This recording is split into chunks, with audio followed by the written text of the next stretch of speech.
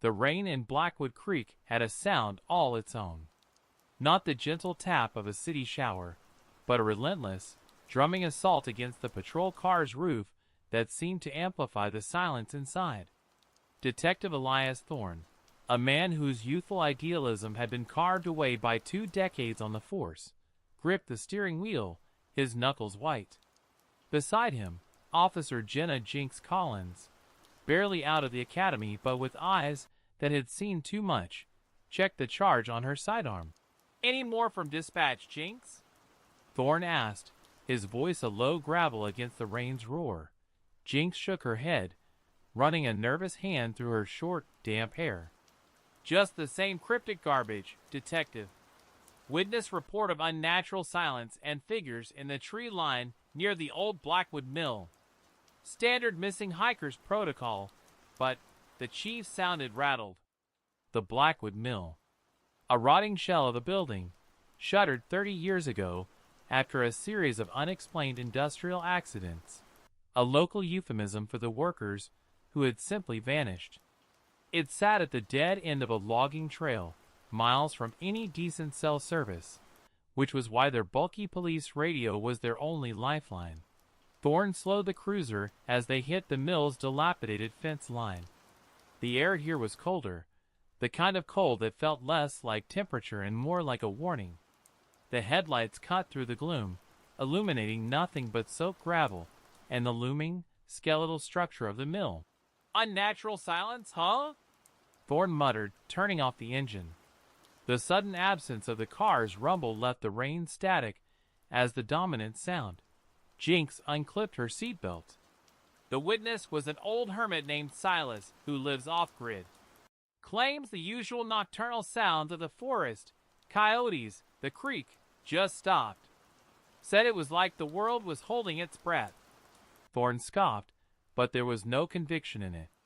He knew the woods could be tricky, playing tricks on the ear. Still, something felt wrong. They stepped out, the chill immediately soaking into their uniforms. Thorne flipped on his high-powered flashlight. The beam swept across the mill's rusted siding, then swung to the tree line, a wall of black pines so dense they seemed to absorb the light. Jinx suddenly stiffened, her hand flying to Thorne's arm. "Listen." Thorne paused, holding his breath. All he heard was the relentless, drumming rain. "No, I mean, listen to the radio," she whispered, pointing to the cruiser. The police radio, usually a cacophony of static and clipped dispatch chatter, was completely, unnervingly silent. Thorne frowned, walking quickly back to the car. He checked the frequency, then the power. Everything was operational. He keyed the mic. "Dispatch, this is Unit 2 Actual. Testing. Can anyone read me? Over." Only the flat, hissing white noise of the dead air answered him. He tried again. Nothing. "Must be the weather," he lied, though the knot in his stomach tightened. They were cut off. "Detective, look at the trees," Jinx said, her voice strained. Thorne turned back, his light beam searching. That's when he saw it. Deep in the woods, beyond the reach of their flashlights, a pinpoint of light flickered. It wasn't a campfire or a distant car. It was a rhythmic, pulsing light, a dull red, appearing and disappearing with a slow, deliberate beat. 1. Blink. 2. Blink. 3. Blink. "Signal flare?" Jinx whispered, pulling her gun. "Too low. Too slow," Thorne said, his heart hammering a frantic rhythm against his ribs. He raised his flashlight and aimed it directly at the spot, holding the beam steady. As the light pierced the edge of the woods, the single red flicker vanished. But in its place, the light revealed a brief, horrific anomaly. A line of vertical, parallel scratch marks dug deep into the bark of a pine tree, about 10 feet up, as if something with enormous claws had dragged itself down. But that wasn't the worst of it. The rain, which had been loud and insistent, suddenly, completely stopped. The silence Jinx had mentioned descended, a physical, crushing pressure that made Thorne's ears ring. The world was indeed holding its breath. Then, from the absolute blackness of the trees, a sound unlike any animal, any machine, or any human. A deep, wet inhale, followed by a slow, dragging sound, as if something impossibly massive was being pulled over wet leaves, moving toward them. The sound was not loud, but the terrifying implication of its size and proximity sent a shockwave of cold terror through Thorne. He grabbed Jinx's arm. "We're not staying," he barked, shoving her toward the cruiser. "Get in! Now!" Jinx didn't argue. They scrambled inside, the doors slamming shut against the unholy silence. Thorne fumbled the key, his hand slick with sweat, and jammed it into the ignition. The engine sputtered once, twice, and died. The dead engine felt like a betrayal. Thorne slammed his fist against the steering wheel, the sound muffled by the unnatural silence outside. The dragging noise from the tree line was closer now, a slow, deliberate schluck across the soaked ground, punctuated by the occasional snap of a twig that sounded like a gunshot in the vacuum of sound. "Come on, you piece of junk!" Thorne snarled, ramming the key home again. The starter motor responded with a grinding, metallic scream, "Arr, chick, chick, chick, chick," but the engine refused to catch. Jinx, breathing hard, racked the side of her Glock. The metallic snick was deafening. "Detective, we need a plan B. My radio's dead too. Completely zero signal." She pointed a trembling finger toward the windshield. Thorne followed her gaze. The headlights were still on, casting a protective, if futile, bubble of light. But the light was now falling on something that hadn't been there a minute ago. A mass of black, oily feathers and tangled string lay directly in the center of the logging trail, blocking their path. It looked like a destroyed, oversized scarecrow, yet it was moving slightly, twitching against the stillness of the air. "What in God's name is that?" Thorne whispered, his hand going instinctively to his own weapon. "It looks constructed," Jinx said, her voice shaking with forced professionalism.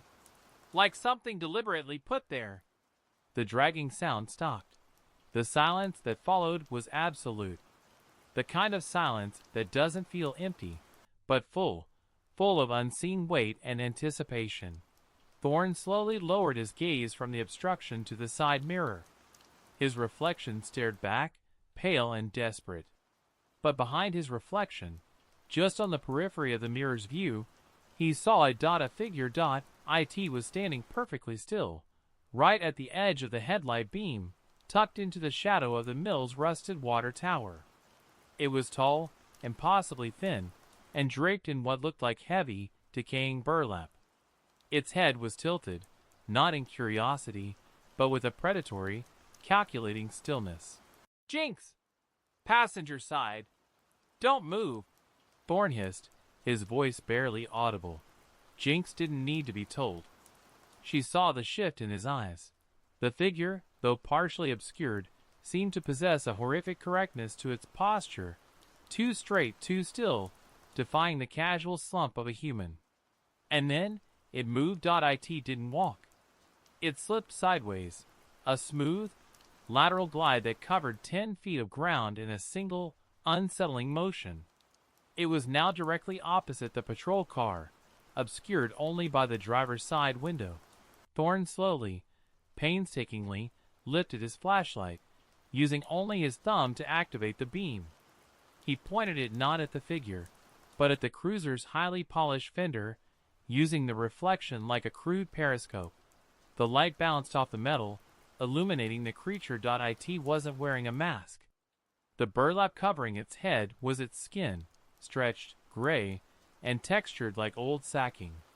And where its face should have been, there was only a series of crude, vertical slits, like a poorly sewn seam, and a single, wet-looking red orb set too high on its forehead, pulsing faintly, the exact same color as the flicker they saw in the woods.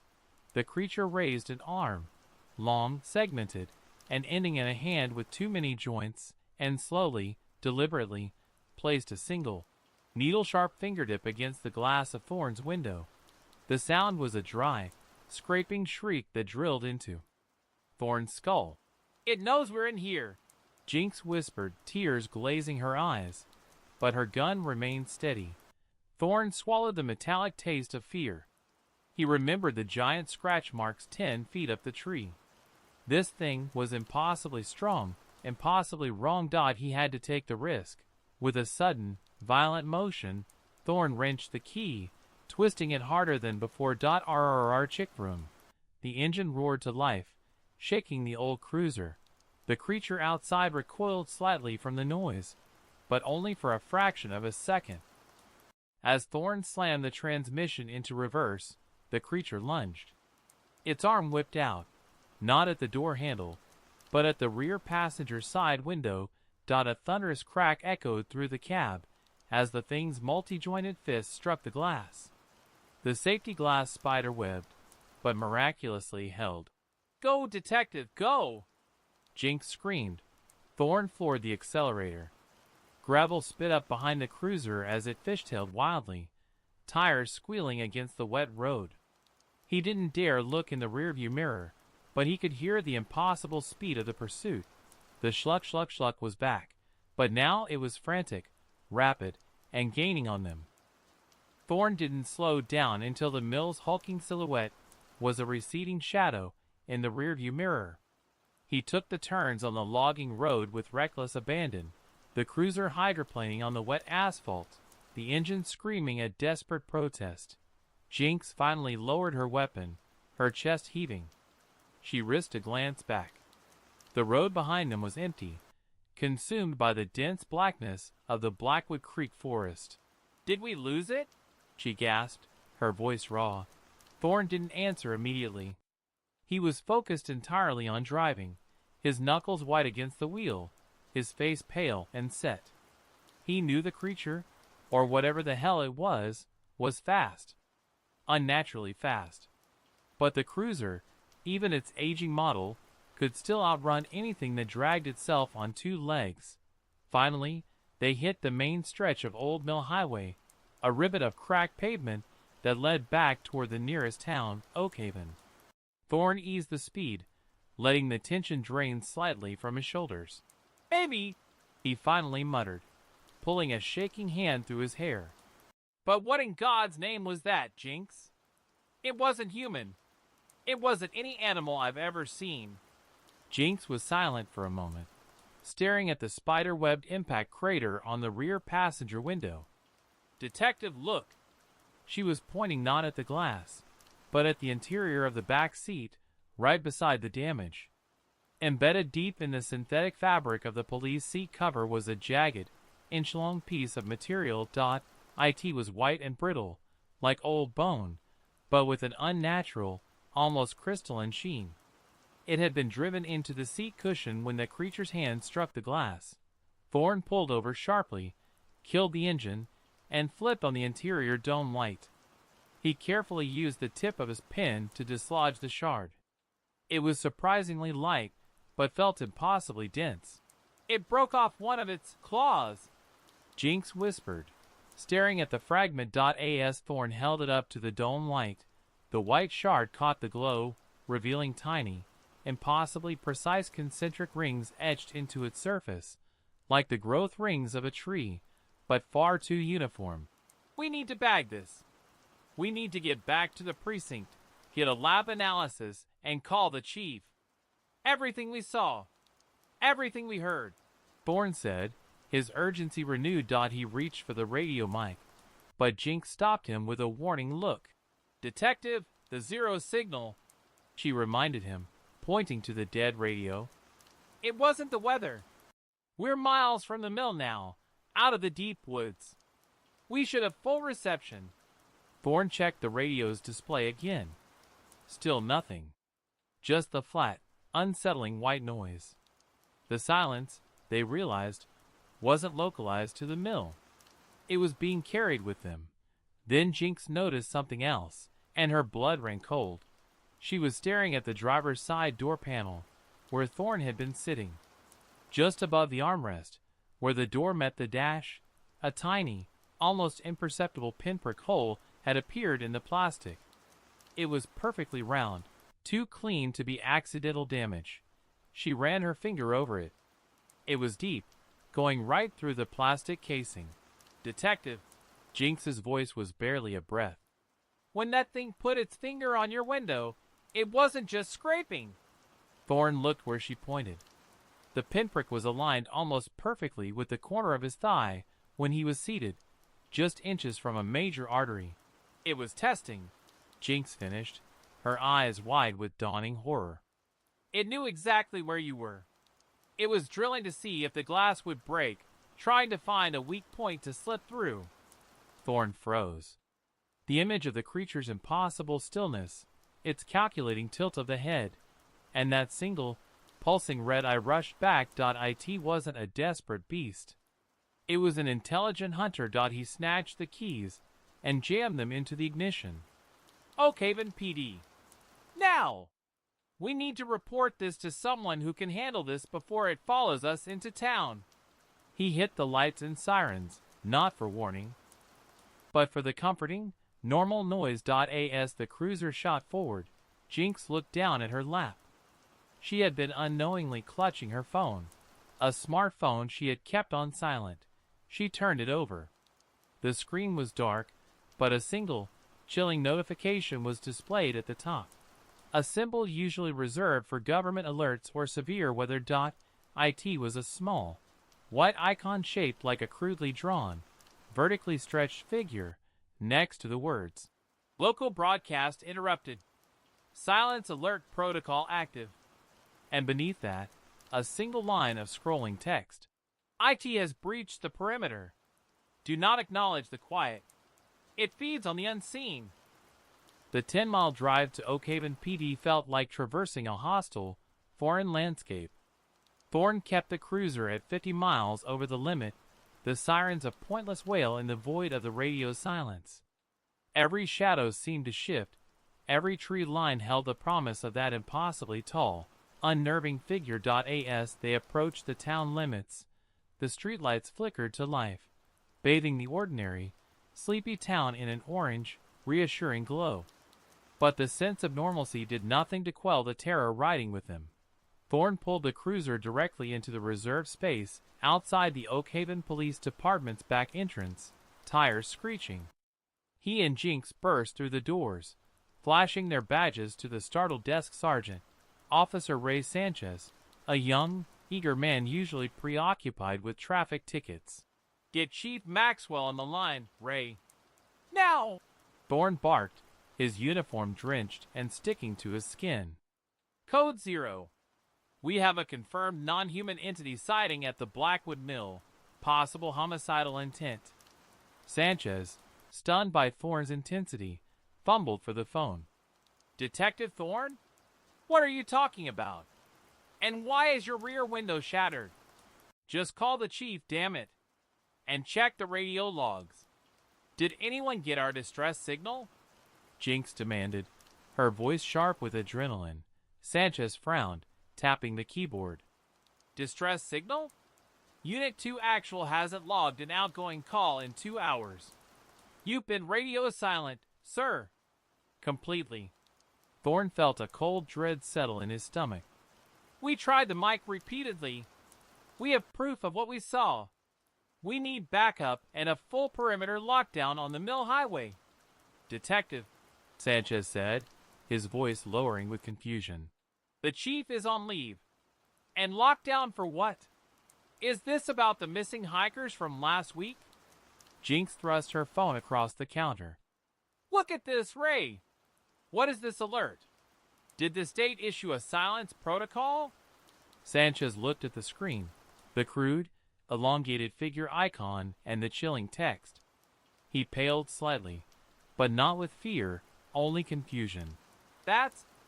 I've never seen that system before, Officer Collins. My phone isn't showing anything like that. Are you sure your phone isn't glitching?" Thorne slammed the desk. "Listen to me, Ray. We were attacked. We found this." He pulled a bagged crystalline claw shard out of his pocket, dropping it onto the counter with a brittle clink. Sanchez leaned forward, squinting. "Is that rock?" Detective, are you all right? You look like you've been through a meat grinder. It was then Thorne noticed it. Sanchez was talking, but the sound was wrong. It was hollow, slightly muted, almost as if his voice was being played from a speaker in another room. Thorne glanced at Jinx. Her eyes, wide and horrified, confirmed his suspicion. Sanchez couldn't hear the silence. He was operating on normal frequencies. They were not. Ray, Thorne asked slowly, his heart sinking. Turn on the precinct radio. The main channel. Sanchez shrugged, clicking the button on the wall-mounted speaker. The sound that filled the room was a normal, scratchy burst of police chatter. 10-4, Unit 4 heading to Elm Street, domestic disturbance. But to Thorne and Jinx, the sound felt thin, artificial, like a poorly dubbed movie. Beneath the sound of the chatter, a deeper, more profound quiet persisted, a resonant hum that only they seemed to perceive. Thorne walked over to the speaker and put his ear close. The normal sounds were there, but running beneath them, like a hidden current, was the slightest, almost musical whine. A frequency too high for normal hearing, a sound that seemed to be holding the silence in place. Jinx suddenly pointed to the precinct's bulletin board where the city map was tacked up. She wasn't looking at the map, but at the fire alarm panel next to it. The small, blinking light on the panel was supposed to be green 4. System normal. It was a dull, unsettling red. Ray, what's wrong with the alarm? Thorne demanded. Sanchez looked up. The alarm? It's fine, sir. Always green. Must be the lighting in here playing tricks on your eyes. Sanchez didn't see the red. Thorne snatched the precinct phone, his mind racing. They were hearing and seeing things the normal world could no longer perceive. They had been infected by the frequency. He dialed the only number he could think of. A retired cryptologist from the state police, Dr. Vivian Hale, who specialized in analyzing inexplicable, deep-frequency audio phenomena. He held the receiver to his ear. Instead of a dial tone, there was a brief flash of the high-pitched whine, followed by a voice, filtered and distant, full of static, but horrifyingly clear. We know you left the premises. Your silence is not accepted. Return it.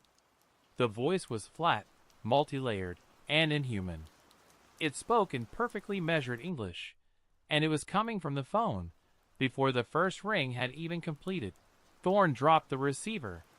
It clattered to the floor, emitting only the normal, loud, clear dial tone that Sanchez could hear. Detective? Sanchez asked, now genuinely concerned. Thorne didn't look at him. He looked at Jinx. They were trapped. Whatever had pursued them from the mill was now using their own communication methods against them, cutting them off, and was possibly already inside the town's normal functions. Jinx, Thorne said, his voice grim. They're not on leave. They're compromised. He pointed to the red alarm light only they could see. We're the only two at Oakhaven who know the town is deaf, and the monster is hunting the only ones who can hear the frequency. Thorne didn't hesitate.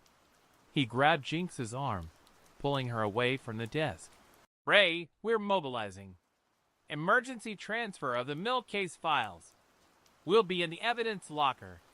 Thorne lied smoothly, maintaining eye contact with the confused desk sergeant. As they moved swiftly past the empty hallway, Jinx looked back at Sanchez.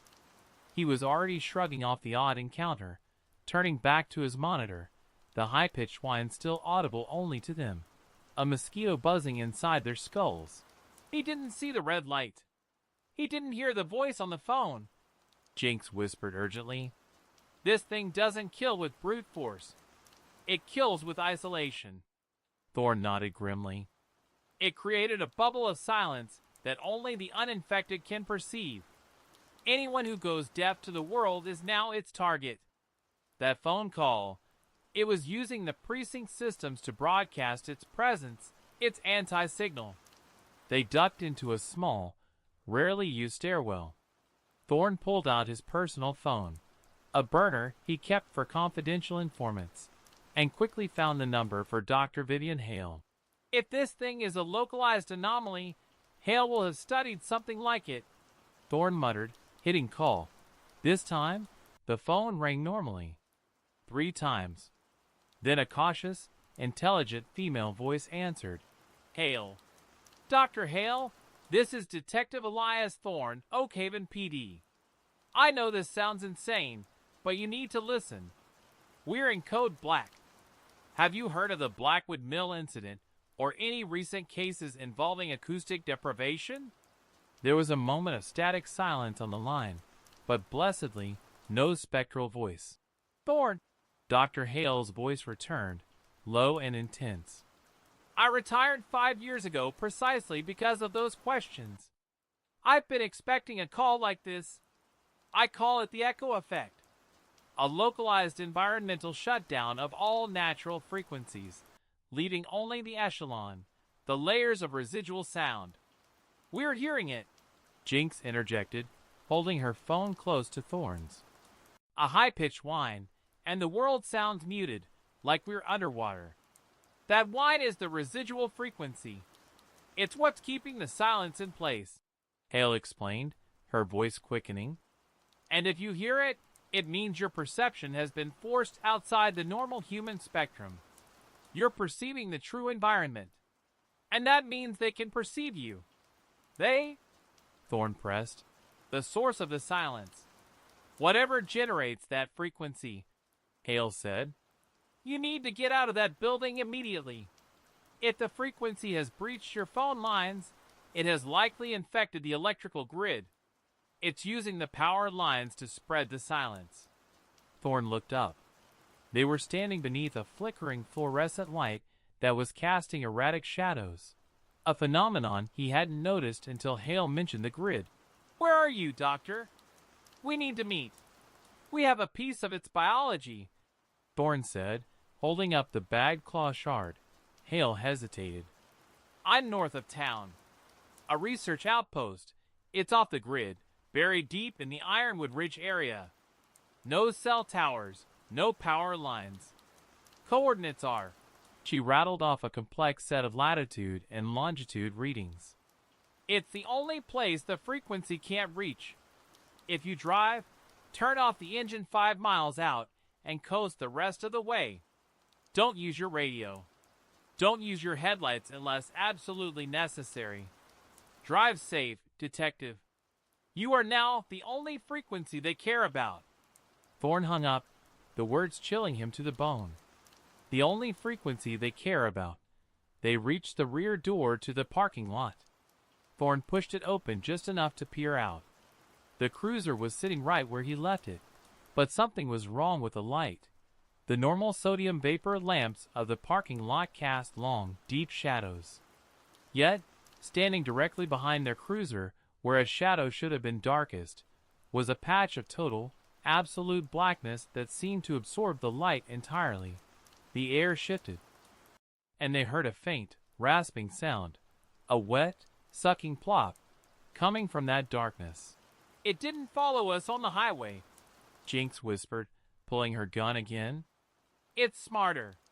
It used the power grid to beat us here. Thorne saw the power line running directly from a nearby utility pole to the back of the station. The creature had arrived ahead of them, traveling the electrical path, and was now waiting for them to return to the car. Thorne and Jinx pressed back against the cold brick of the building, peering out at the parking lot. Their cruiser, the only thing connecting them to the normal world, and the only vehicle capable of navigating the tough terrain to Dr. Hale's outpost, was guarded by that ominous patch of absolute blackness. The sucking plop sound came again, a noise suggesting something wet and heavy was resting on the asphalt, obscured by the unnatural shadow. We can't outrun it if it's using the electrical grid, Jinx whispered, her breath misting the air. If we use the cruiser, the engine noise will just attract it further. It knows we're close to the source of light and sound. Thorne scanned the parking lot desperately. Beyond their patrol car were the personal vehicles of the officers, and against the far fence, the impound lot. We need something quiet, something non-metallic, Not electronic, Thorne said, his eyes finally locking onto a small, covered vehicle near the far corner of the lot. The town's rarely used ATV, all-terrain vehicle, used for off-road search and rescue. It was stored in a low-profile shed, away from the main vehicles. The ATV. Jinx followed his gaze, nodding. Low profile, and if we can bypass the starter, we can push-start it away from the building. The path to the ATV shed was long and exposed, cutting across the lot. It required traversing the edge of the power line running from the pole, the creature's probable entry point. We go low. Use the line of dumpsters for cover, Thorne instructed, drawing his service weapon and checking the clip. You move first. I cover the shadow. If that blackness moves, you shoot at the center mass and don't stop until I tell you. Jinx swallowed hard but nodded, her face set in grim determination. They moved in sequence, utilizing the shallow shadows cast by the streetlights and the hulking recycling bins. The whine in Thorne's ear intensified slightly as they neared the utility pole. The source of the infected frequency. As Jinx darted past the third dumpster, a new sound cut through the oppressive silence. A slow, rhythmic tapping. It was coming from inside the dark mass behind their cruiser. Tap, tap, tap, tap. It was calculating, patient, like a drummer practicing a slow march. Thorne froze, his gun aimed. Hold, Jinx. It's waiting for us to commit. The tapping stopped.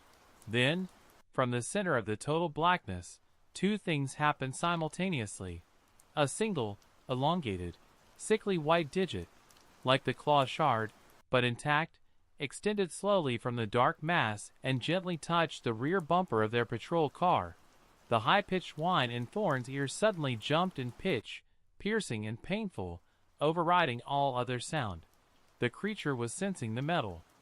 It was waiting for them to get back in the vehicle to capture them. Now, Jinx! Go! Thorne yelled, pushing off the wall and sprinting for the shed. Jinx was already there, grappling with the shed's flimsy chain lock. Thorne reached her just as she snapped the lock with a quick blast from her sidearm, the muffled thwomp surprisingly loud in the silence. They scrambled inside. The ATV, a dusty green Honda with large, knobby tires, sat idle. Keys! Thorne hissed. Always in the glove box, Chief's rules. Jinx replied, tearing open the small compartment. She pulled out a small key ring. Thorne reached for the ignition, but Jinx stopped him, pointing to a small red digital clock on the dash. It was completely dark. No power, detective. The frequency cut the vehicle's electrical system, just like the radio, she said, her eyes flashing with renewed terror. Thorne swore under his breath. The ATV was light enough to be push-started, but they had to get it out of the shed first. They began to shove the vehicle out of the shed, wheels silently scraping on the concrete. As the ATV cleared the door, Thorne risked a look back at their cruiser. The mass of blackness was gone, but standing on the roof of the police car, framed against the orange street lamp, was the creature, impossibly tall, its burlap skin taut against its skeletal frame. Its head was thrown back, and the single red orb on its forehead was blazing like a malevolent star. And then, it began to sing. It wasn't a human song. It was a series of deep, guttural clicks and reverberations that somehow resonated with the painful, high-pitched whine in their ears. It was a sound designed to deafen and disorient, and it was focusing entirely on them. Push! Now push! Thorne yelled, shoving the ATV with all his might. Jinx jumped onto the seat, controlling the steering. Thorne pushed them 20 yards down the lot, and then, with a desperate leap, he threw himself onto the seat behind her. Clutch, Jinx! Let it roll! She released the clutch. The tires found traction. The small engine sputtered, coughed, and with a glorious, defiant roar, fired to life. They sped toward the back gate, kicking up dirt and gravel. Behind them, The creature launched itself from the roof of the patrol car. It didn't fall. It seemed to hover for a moment before dropping to the ground. The schluck of its pursuit was back, but now it was frantic. Fueled by rage. As they burst through the back gate onto the town side road, Jinx risked a glance in the rearview mirror of the ATV. The creature had stopped. It was standing under the infected power pole, raising its segmented arm toward the junction box. And then, every single streetlight in Oakhaven extinguished simultaneously. The entire town plunged into absolute, soundless darkness. The silence was no longer localized. It was the entire town. The sudden, absolute darkness was worse than the shadows. Thorne gripped Jinx's waist as the ATV bounced violently over a curb, blindly navigating the blacked-out residential streets of Oakhaven. The only light now came from the ATV's tiny, sputtering headlamp, a weak yellow cone that barely cut through the night. The engine noise, once a source of comfort, was now a roaring liability in the profound, consuming silence that had swallowed the town. North! We need to head toward Ironwood Ridge. Stick to the back roads. Thorne shouted over the engine, his voice sounding thin and desperate. Jinx, her jaw set, wrestled the handlebars. I know the way, detective. But look! She jerked her head toward the houses passing in their meager light. In the front windows, they saw the silhouettes of the town's residents. They weren't panicking. They weren't running to generators or dialing 911. They were still in the sudden darkness, with all ambient noise, air conditioners, refrigerators, distant traffic gone. The people of Oakhaven were perfectly motionless. They stood by their windows, or sat on their porches, looking out into the night with vacant, unblinking eyes. Their faces, catching the brief, passing light of the ATV, were uniformly pale and slack. They're not reacting to the blackout, Thorne observed, a new, chilling layer of dread coating his fear. They're not reacting to the engine. They're deaf and blind to the silence. The frequency, Jinx realized. It's total acoustic deprivation. They can't hear anything normal, and we're the only source of loud, mechanical noise in the entire county. As they sped past a small park, they saw an elderly woman, Martha, who usually sat on her porch knitting until midnight. She was standing in her front yard, facing away from the street, her arms hanging limp. Thorne saw something dangling from her fingertips. A simple brass wind chime, completely still in the windless night. She was holding it out, as if expecting it to ring, oblivious to the fact that the sonic world had ended.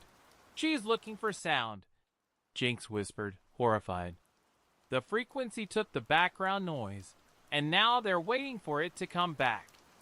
Thorne accelerated, needing to get out before the unnatural stillness lured them. Suddenly, a flash of red appeared in their peripheral vision, not the pulsating orb of the creature, but the brake lights of a heavy-duty pickup truck, parked diagonally across the narrow country road ahead of them.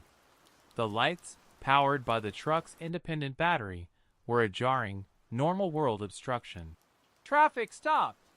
Jinx yelled, slamming the ATV's brakes. The ATV skidded to a halt inches from the truck's rear bumper. It was an old maintenance vehicle belonging to the local power company, Oakhaven Energy. A man was in the driver's seat, slumped forward. Thorne and Jinx approached cautiously, weapons raised. The driver was a heavy-set man in a utility uniform, his name tag reading Hank. He was unconscious, his head resting against the steering wheel. Jinx checked his pulse. Alive! Out cold. Looks like he was trying to radio in the outage. Thorne glanced at the truck's dashboard. The truck's radio, like their police equipment, was dead, hissing with the same corrupted white noise. But in the reflection of the truck's dark side window, Thorne saw it. A faint, distorted image, like heat rising off the road, shimmering 20 feet behind them. It was perfectly camouflaged in the intense darkness, absorbing the ATV's weak headlight. Get back on the ATV, now! Thorne yelled, his voice rough. It used Hank's truck as a beacon. It was waiting for us at the edge of town. The shimmering intensified, coalescing into the impossible height of the entity. But this time, it was moving differently. It wasn't dragging itself. It was swaying back and forth, a slow, hypnotic movement, its arms hanging down toward the ground. It had learned the speed of the ATV. It was preparing to intercept. As Jinx fumbled with the ATV, Thorne raised his gun and fired 3 quick shots into the pavement just in front of the creature. The bullets sparked off the asphalt, the sound a sharp, clear crack in the silence. The creature stopped swaying. The white burlap covering its head turned slowly, tracking the sound, until the single red orb focused directly on Thorne. The high-pitched whine in Thorne's ear exploded into a deafening shriek, paralyzing him for a split second. The creature didn't move toward him. Instead, it reached out one long, segmented finger and tapped the ground. Tap. Then, Hank, the unconscious man in the truck, suddenly and violently jolted upright in his seat, his eyes snapping open. They were not Hank's eyes. They were wide, unfocused, and possessed a sickening, inhuman brightness. Hank's body, controlled by the unseen tapping, began to slowly, mechanically, and silently open his truck door, preparing to step out and block their escape. Thorne didn't hesitate. He knew that the moment Hank's body cleared the truck door, the creature would use him as a slow, silent weapon. He aimed his gun not at the controlled man, but at the rear tire of the pickup. Crack. The shot blew out the rear tire, the immediate hiss of escaping air followed by the slow thump of the flat. The creature's single red eye, focused on Thorne, seemed to flicker in annoyance. The controlled body of Hank froze, one foot dangling above the pavement, mid-motion. Jinx, go! Now! Thorne yelled, leaping onto the back of the ATV as Jinx slammed the accelerator. The small vehicle roared past the damaged truck. As they passed, Thorne saw Hank's face in the headlight, utterly devoid of expression, yet his jaw was slowly, involuntarily beginning to grind. A soundless, sickening chattering of teeth. They sped down the narrow, wooded road leading toward Ironwood Ridge. The road quickly deteriorated from cracked asphalt to packed dirt and gravel. It was controlling him, Jinx exclaimed, her voice tight with terror. It used the sound of our guns to locate us, and then used the silence to take over a dormant mind. It's using the frequency like a neural jammer, Thorne theorized, gripping the seat rail. It silences the world, and anything that's not actively aware, like a sleeping person or a man knocked out, becomes a puppet for its tapping. The road wound up sharply, and Jinx reduced speed, navigating the treacherous incline. The forest here was darker, the trees older and closer, filtering out the distant, corrupted light of Oakhaven. They were now deep within the Ironwood Ridge area, where the air grew thin and cold. Thorne knew they were within the 5-mile radius Dr. Hale had warned about. Kill the engine, Jinx! We coast from here! Thorne ordered. Jinx twisted the key. The ATV's engine died abruptly. The sudden re-entry into the absolute silence was jarring. They were now moving by momentum, the only sound the low crunch of the knobby tires on the dirt, and the ever-present, painful whine in their heads. The silence here was different. It felt heavier, thicker, like they were driving through wet cement. The wood seemed to press in on them, and the residual frequency was no longer just a whine. It was a low, resonant hum, a sound that vibrated not in their ears, but in their chests. "We're close," Thorne whispered, pulling out the printed coordinates. "Hale's outpost should be just over this rise. Keep quiet. No more gunshots." They pushed the ATV manually for the last few hundred yards, Jinx steering, Thorne shoving the weight. They crested the rise, and the scene below forced them to stop, their breath catching in their throats. Nestled in a small, hidden valley was a cluster of concrete bunkers and trailers, Dr. Hale's research outpost. The entire area was dark, but a single, powerful halogen lantern illuminated the central bunker door. More importantly, surrounding the outpost was a deep, circular trench, at least 10 feet wide, filled with jagged river rocks and old railroad spikes. It was a massive, desperate defense, and Dr. Hale was waiting for them. She was a slight woman, sharp-featured and wearing heavy-duty gloves and an old tactical vest. She stood outside the bunker, holding a large, military-grade directional microphone. A dish-shaped device pointed toward the surrounding forest. She saw them and motioned them forward frantically, her mouth moving in a silent, urgent command. As they began to move the ATV toward the trench, the hum in Thorne's chest suddenly intensified, reaching a near unbearable resonance. Jinx stopped abruptly, pointing a shaking finger back the way they came, toward the rise. The creature hadn't used the road. It had used the trees.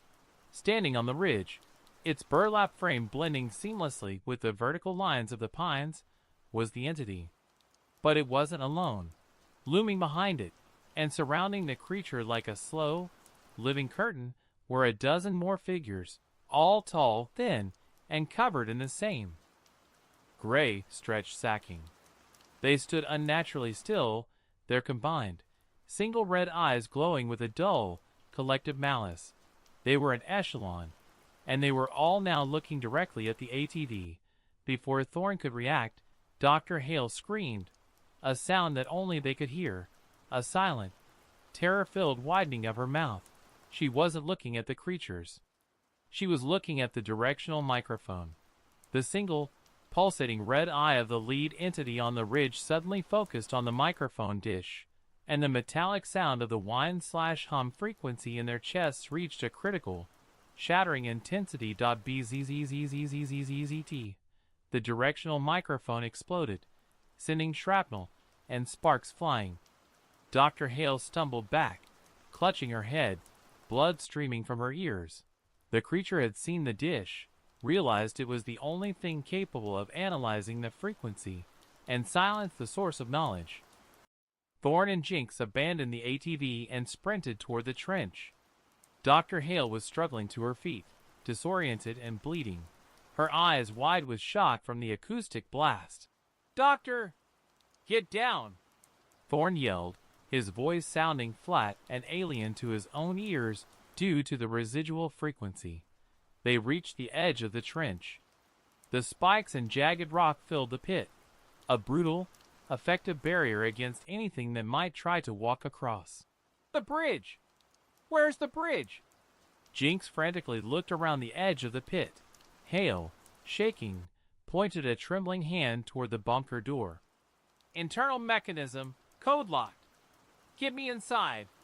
Thorne hoisted the slight doctor onto his shoulder, and, with Jinx providing cover, they scrambled over a narrow, thick stone path that served as the emergency crossing point. As they reached the bunker door, Jinx risked a glance back at the ridge. The echelon was moving. Not running, but oozing over the ridge line like black oil, their movements a synchronized, horrifying glide. The lead entity stopped at the edge of the pit. It stared down at the jagged rocks, then raised one long, segmented arm. "They're studying the defense! Hurry!" Thorne urged, placing Hale down in front of the keypad. Hale's hands were slick with blood, but she punched in a rapid, complex sequence of digits. The thick steel door hissed open, revealing a short, dark corridor beyond.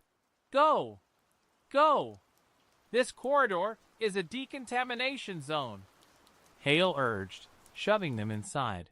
Thorne pulled Jinx and the doctor into the corridor. Hale slammed the inner door button, and the heavy mechanism groaned shut just as they heard a chilling sound from the outside.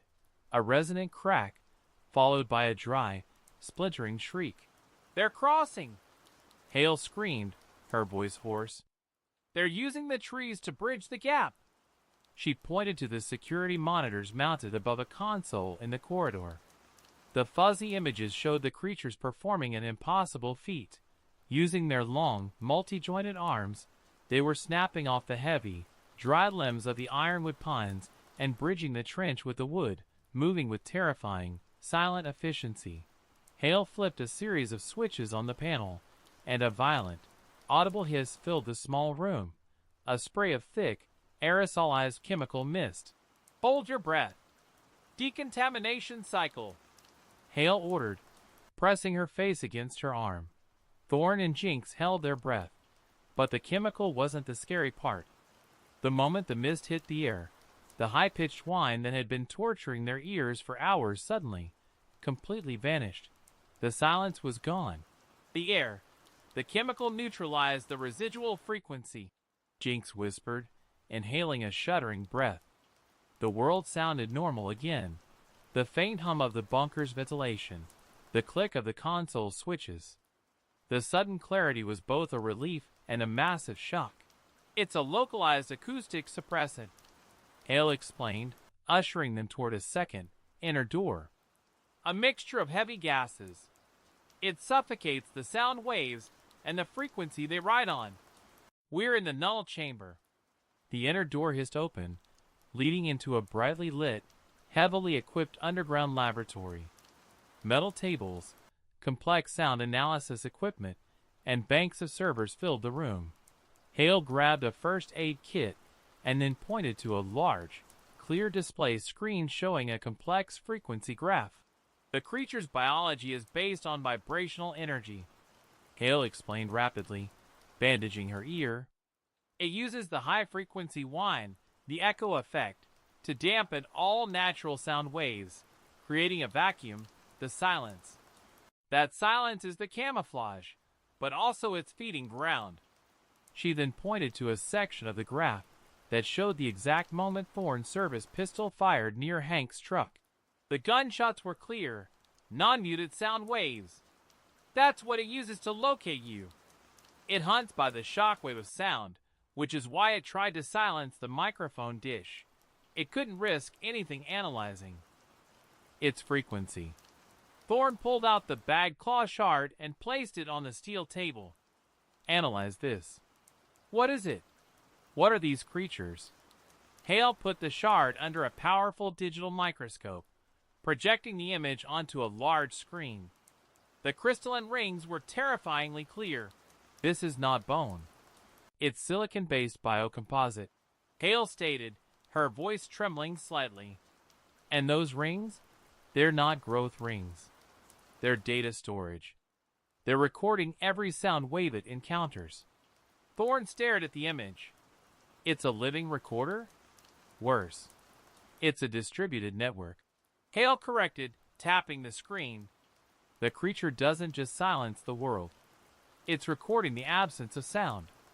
It's building a database of perfect silence. And once the echelon has recorded the full acoustic profile of an environment, like Oakhaven, they are ready to deploy the true attack." The outer bunker door suddenly rattled violently. The creatures were testing the metal. "What is the true attack?" Jinx demanded, leveling her weapon at the wall. Hale looked at them, her eyes filled with cold, professional terror. Total sensory collapse. They silence the world, record the silence, and then they will play back the perfect silence. It won't just be an absence of sound, Detective. It will be a wave of negative acoustic energy, a sound so complete it will erase neural function. They will turn every living thing in Oakhaven into a blank slate. Empty husks. Just like Hank. The persistent, heavy thudding against the outer door signaled the echelon's patience was wearing thin. The silent suppressant in the null chamber was holding, but the creature's sheer physical force was overwhelming the reinforced steel. "We don't have time, Doctor. The silence is gone here, but the whole town is still under the echo effect. We need a weapon," Thorne demanded, his adrenaline spiking. Doctor. Hale was already moving with professional speed, stripping wires and plugging specialized cables into a massive, heavily shielded piece of equipment covered with warning labels. "This is my life's work, Detective. I call it the acoustic calibrator," Hale explained, gesturing wildly at the machinery. "It's designed to generate a sound wave, a counterfrequency, that exists between the normal human hearing range and the creature's high-pitched frequency. It's the sonic equivalent of a magnetic spike. Jinx watched, fascinated, as Hale pulled up complex waveforms on a monitor. Will it kill them? No. It will deafen them, Hale corrected grimly. It will overload their silicon-based data rings. If they can't perceive the silence, they can't record it. If they can't record, they can't broadcast the final attack. She pointed to the graph of the high-pitched whine that had been in their heads. The creatures are highly tuned to that specific frequency. If we blast a resonant frequency at high power, an anti-whine, it will be like pouring acid into their nervous systems. Thorne looked at the huge machine. How do we deploy it? It weighs a ton. Hale smiled, a thin, determined expression. We don't deploy the whole thing. We need the core emitter. She quickly unlatched a heavy, dome-shaped device roughly the size of a bowling ball from the top of the calibrator. The emitter was crisscrossed with fine metallic coils and contained a single, glowing blue crystal at its center. This is the focusing core. It can run on a temporary battery pack for maybe 10 minutes at maximum output, Hale said, quickly attaching a heavy battery to the emitter. But it has to be deployed outside the null chamber. The moment this thing fires, the high-intensity sound wave will be deafening even to us. Boom! The outer door shuddered violently, and the hinges began to scream a slow, drawn-out protest. The echelon was about to breach the last defense. We need a target, Thorne said, his mind racing. A place to broadcast the counter-frequency to cover the whole town. The Blackwood Mill, Jinx interjected quickly. It's a massive metal structure. It would act like a resonant amplifier. If we can rig the emitter to the mill's old smokestack, the metal structure will broadcast the frequency across the entire county. Perfect, Thorne agreed, grabbing a heavy-duty tactical backpack. The mill is their hub. We hit the source. Hale handed the emitter to Thorne. It was heavy and surprisingly warm. You have less than 10 minutes of broadcast power. You must get it to the highest point and activate it. The moment it goes active, flee.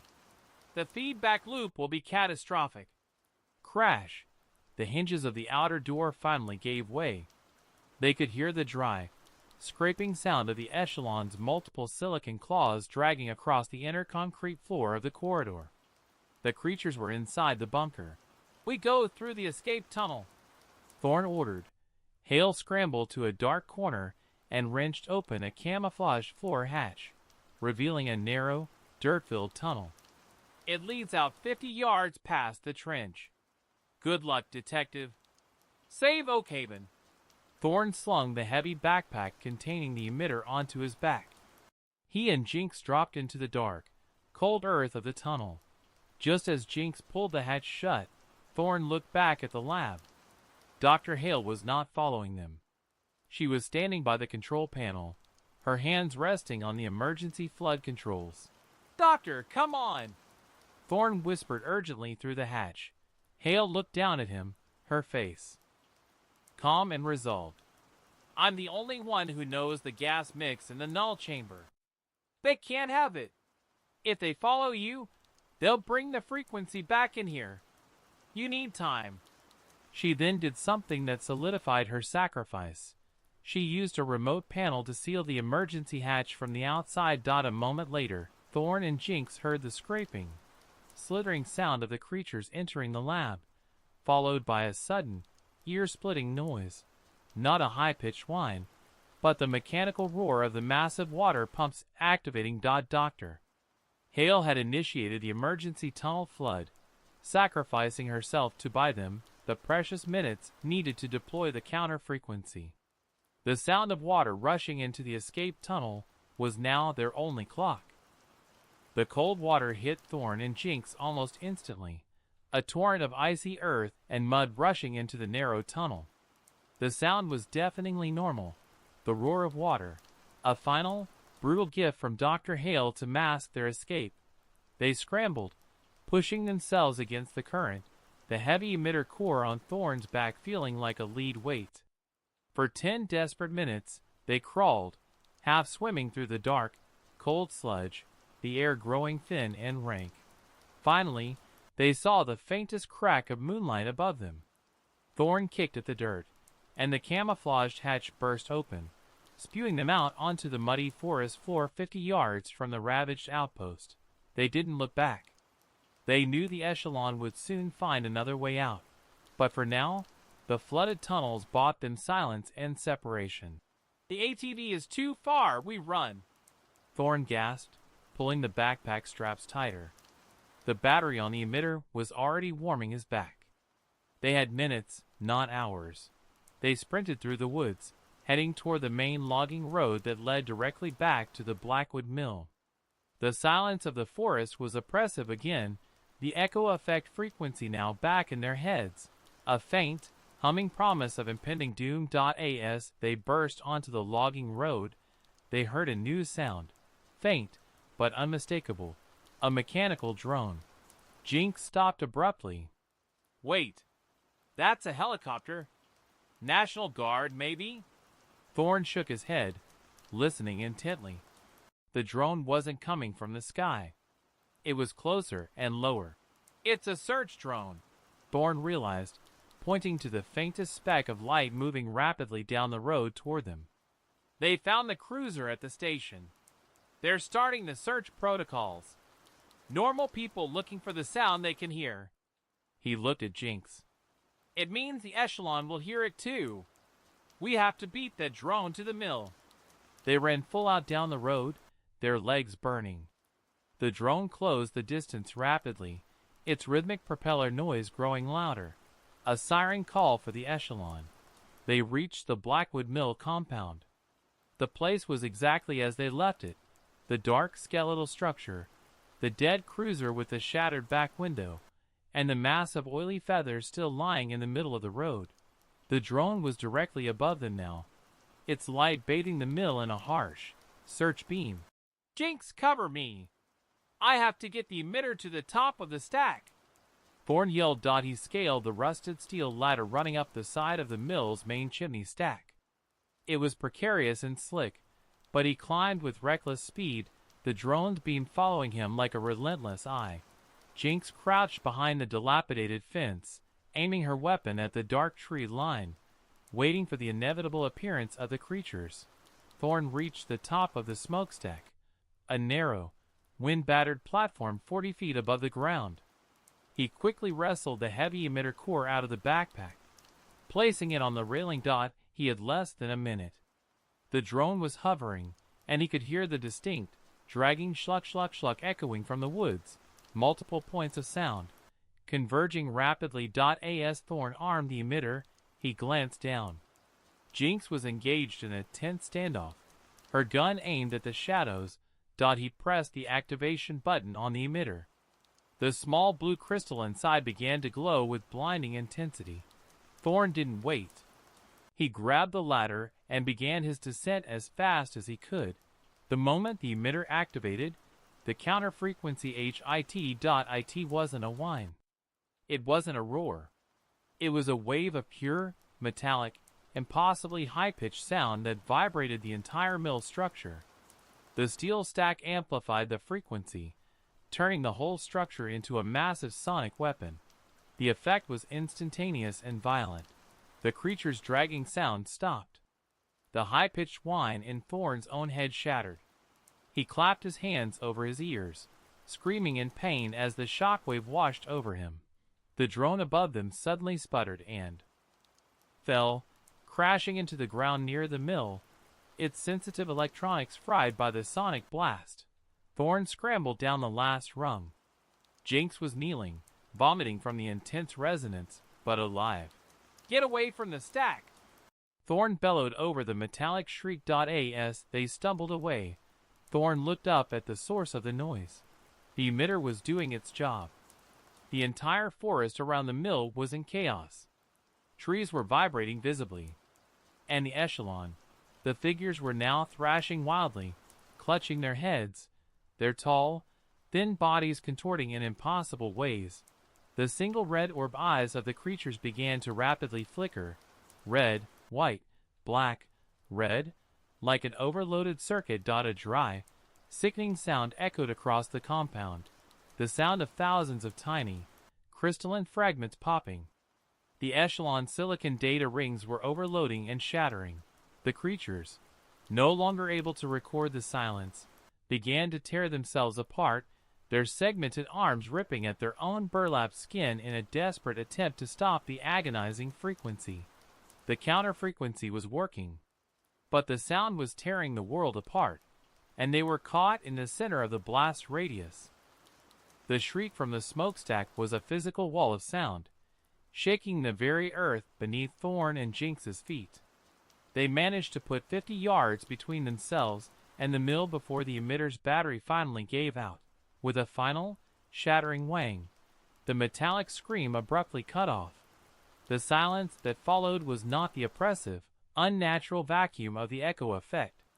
This was a normal silence, the gentle sound of the rain starting again, the distant drip of water from the mill's rusted eaves, and the ragged, desperate sound of their own breathing. The counter-frequency had worked. Thorne forced himself to look back.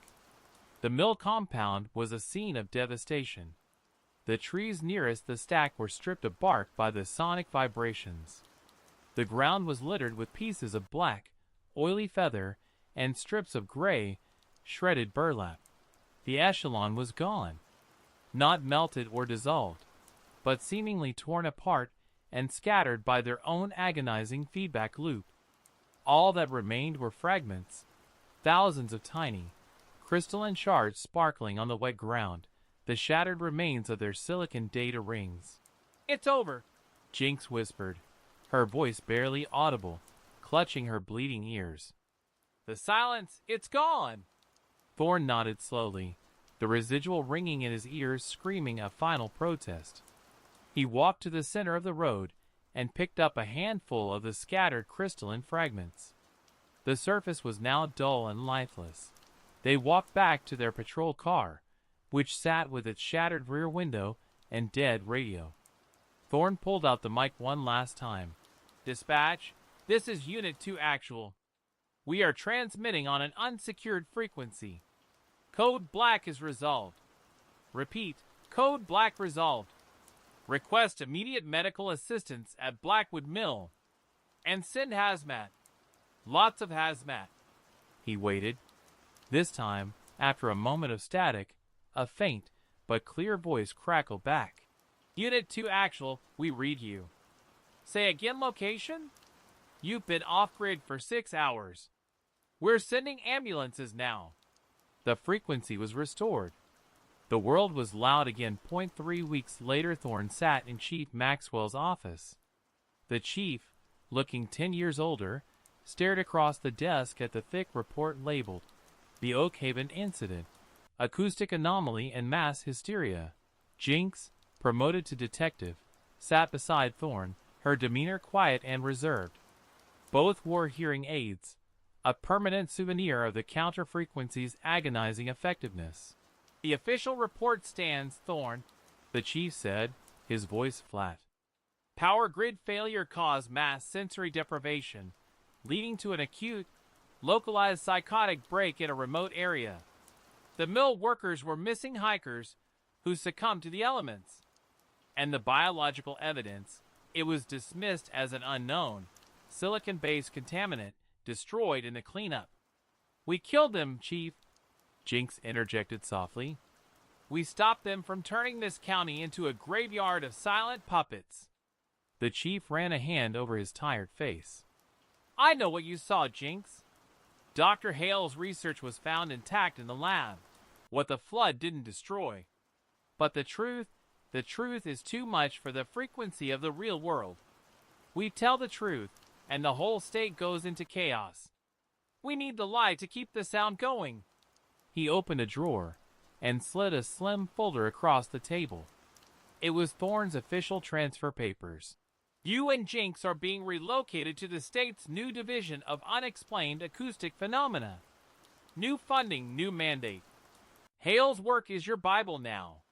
You're no longer police officers, you're frequency control." Thorne picked up the folder. It was a promotion, a pardon, and a permanent sentence to a world defined by the silence only they could truly understand. "One question, Chief," Thorne said, his voice husky. "The missing town residents, the ones we saw just standing there. Martha, Hank, are they back?" The chief shifted uncomfortably. "Yes. They woke up with no memory of the blackout. Just a ringing in their ears. Except for one." He tapped the Oakhaven incident report. "The mill's old hermit, Silas, the one who first reported the unnatural silence. He hasn't spoken a word since. The doctors say it's profound trauma. But he did draw one thing." The chief slid a final piece of paper across the desk. It was a crude drawing in dark crayon. It was a picture of the Blackwood Mill smokestack dominating the frame. But on the very top, where Thorne had placed the emitter, Silas had drawn a small, perfect red orb, glowing malevolently, and beneath the smokestack, he hadn't drawn the destroyed echelon.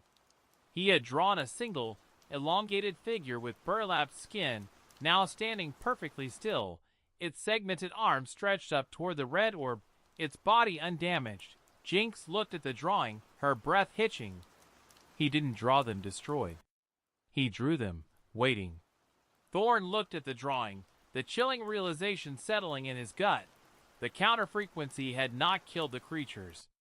It had simply deafened them, forcing them into temporary dormancy and destroying their fragile data recorders. The silence was not gone. The echelon was just waiting for the world's normal sounds to lull everyone into a new complacency.